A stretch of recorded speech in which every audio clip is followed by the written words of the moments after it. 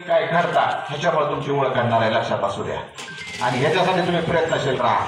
मी म्हणत नाही म्हणून काय नटाफटाच करू नका, पण मेकअपवर किती खर्च करावा लक्षात आलं का? हल्लीच्या तुम्ही जर नव्या नवऱ्यावर बघितल्या आणि मी त्याच्या वेळेस कोणत्या लग्नाच्या कार्यक्रमाला जातो सर, तर मी म्हणत असतो टायमिंग कितीच आहे, तर मी त्या बांगला टायमिंग विचारत नाही किती वाजता लग्न लावणार आहे. मी त्या मेकअप वालीला फोन लावतो, म्हणलं तू किती वाजता सोडणार आहे नवरीला सांग. कारण हल्ली आता बांगला जातात काय विषय राहिलेलाच नाही. हल्ली त्या आईबापाच्या नवऱ्याच्या आईबापांच्या संदर्भात विषय राहिलेला नाही, त्याच्या मामामामीच्या विषय हातात राहिलेला नाही. विषय कोणाच्या हातात गेलेला आहे? मेकअप वालीचा. आणि तिला किती जण फोन लावा, हॅलो, तिनं एकदा दार फोन करून घेतलं, तिने 1 तास काय नवरीला सोडत नाही. आणि 3 टाइम मेकअप आहे. हळदीचा वेगळा, पुन्हा अजून साखरपुड्याचा वेगळा आणि लग्नाचा वेगळा. अरे 3 तास चालले की मग आम्हाला हे का कळत नाही? आम्ही कर्तृत्वाचा मेकअप कधी करणार? आणि कर्तृत्वाचा मेकअप कोणता हा व्याख्यानाचा कार्यक्रम काय आयोजित होणं गावात, याला म्हणायचं कर्तृत्वाचा मेकअप होणं. आज या ठिकाणी जेवढे गावकरी माझ्या ऐकत असतील, अरे मला तुम्ही सांगा, या व्याख्यानाचा विचार दुसऱ्या कोणत्या कार्यक्रमातून तुम्हाला मिळतंय? आणि तरी सुद्धा व्याख्यानाच्या कार्यक्रमाला गर्दी करायचं म्हटलं की आमचे पाय करतात आणि आम्हालाच आमच्या लेकरांनी तेल काढावा असं वाटत नाही. अरे बघा, आम्हीच आमच्या लेकराला जरी आणत नसो, जर अशा कार्यक्रमाला बसवत नसो, तर खऱ्या अर्थानं तुम्हीच मला विचार करा काय आपण पुढे भविष्यात निर्माण करणार आहोत. म्हणून पुस्तक हाच तुमचा सगळ्यात जवळचा मित्र आहे, पहिला आणि शेवटचा मित्र आहे, कारण पुस्तकाचं ते सामर्थ्य आहे.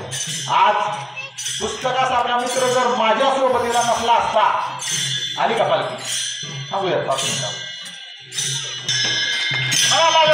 दिगंबरा दिगंबरा श्रीपाद वल्लभ दिगंबरा म्हणा, दिगंबरा दिगंबरा श्रीपाद वल्लभ दिगंबरा, दिगंबरा दिगंबरा श्रीपाद वल्लभ दिगंबरा, दिगंबरा दिगंबरा श्रीपाद वल्लभ दिगंबरा, दिगंबरा दिगंबरा श्रीपाद वल्लभ.